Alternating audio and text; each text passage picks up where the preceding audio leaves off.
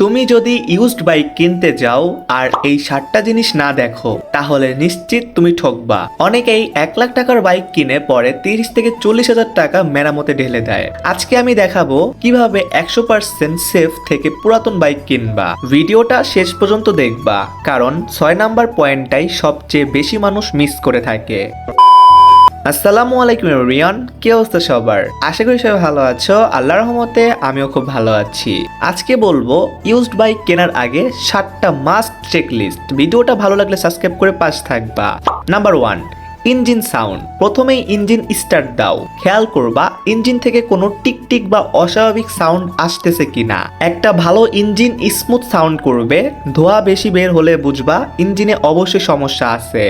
2 নাম্বারে চেক করতে হবে চেচিস ও ইঞ্জিন নাম্বার। চেচিস নাম্বার আর ইঞ্জিন নাম্বার কাগজের সাথে মিলায়া দেখবা। অনেকেই চুরি করা বাইক, কাগজ পাল্টানোর বাইক বিক্রি করে। নাম্বার মিল না থাকলে সরাসরি না করে দিবে।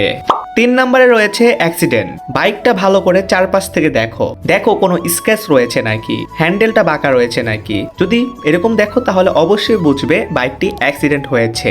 নাম্বার 4, মিটার ও মাইলেজ। মিটার দেখে ভুল করবা না। অনেকেই মিটার রোল ব্যাক করে বাইক যদি 5 বছরের পুরাতন হয় আর মাইলেজ দেখায় 8000, তাহলে অবশ্যই এই বাইকটি সন্দেহজনক এবং কেটে না করে দিবে।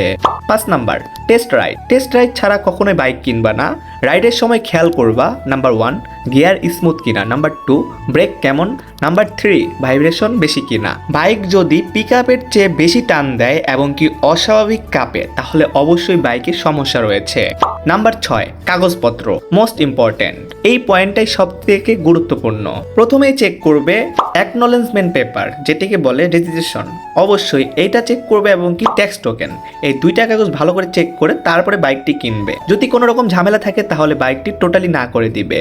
নাম্বার 7, আগের মালিকের ব্যবহার। বাইকের অবস্থা দেখে মালিক কেমন ব্যবহার করছে বোঝা যায়। যদি বাইক পরিষ্কার থাকে, নিয়মিত সার্ভিস করা হয়, তাহলে বুঝবা মালিক যত্নবান ছিল।